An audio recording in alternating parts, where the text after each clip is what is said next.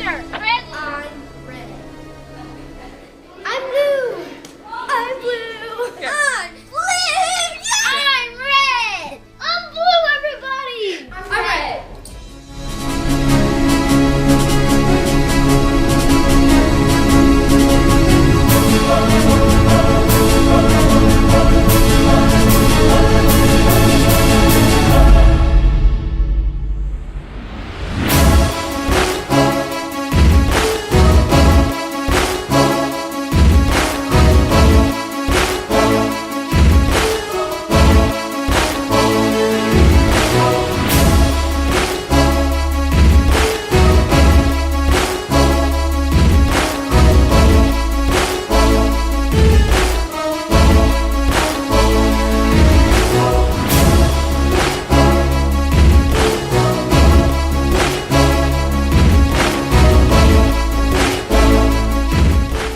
Sex education and birth control, it's not the responsibility of the federal government. It's not the purview of the state government or any government. It's the decision that ought to be decided between parents and their children. So I cannot support something that would put a federal program or a state program or any kind of government program deciding what to teach my children or my friends' children or anybody else's children regarding issues of life and regarding issues of sex education. What would be your view of federally funded birth control? I disagree with the government being anywhere close to 20%. Okay.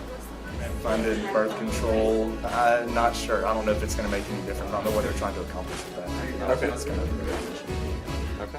I don't think the government should pay for birth control. I think it should be left up to the individuals.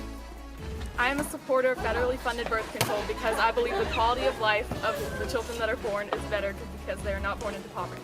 I'm a supporter of federally funded birth control because I believe it's a person's decision whether or not they bring a child into what they think is a sufficient household.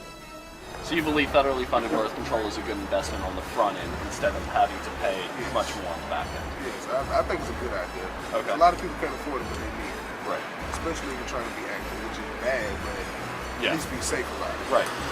Okay.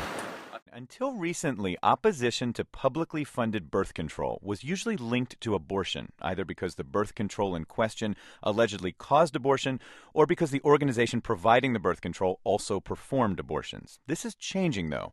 As NPR's Julie Rovner reports, there's a growing chorus of voices who simply don't think the government should be funding contraception.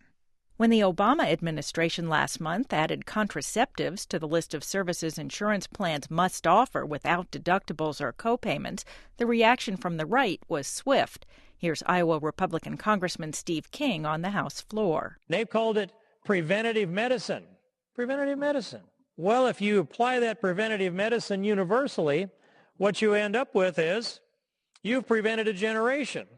Preventing babies from being born is not medicine.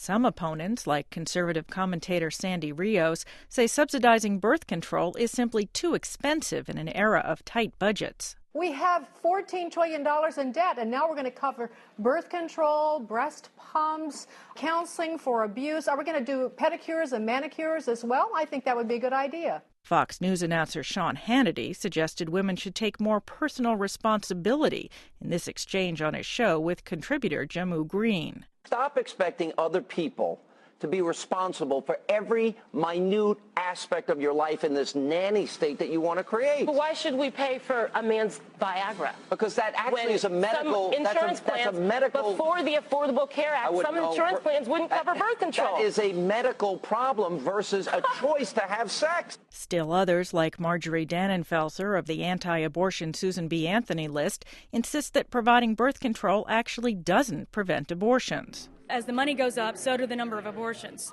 We have not seen a reduction in abortions since the full funding of family planning. We have seen an escalation. But that's simply not the case, says Emily Stewart of Planned Parenthood. Without a doubt, when women have access to birth control, it reduces unintended pregnancies. The truth is, we need to do more to improve access to birth control. Abortion opponents are correct that widespread access to birth control hasn't eliminated abortions in this country, although the number has declined considerably over the past 2 decades. But supporters of birth control like Stewart say the reason is that there hasn't been enough access to contraception. Funding for the federal government's main family planning program has largely remained flat over the years, mostly due to abortion-related fights, so it hasn't kept up with inflation or population growth. As a result, Stewart says, millions and millions of Americans who are in need of publicly funded family planning services today are not getting access to family planning services.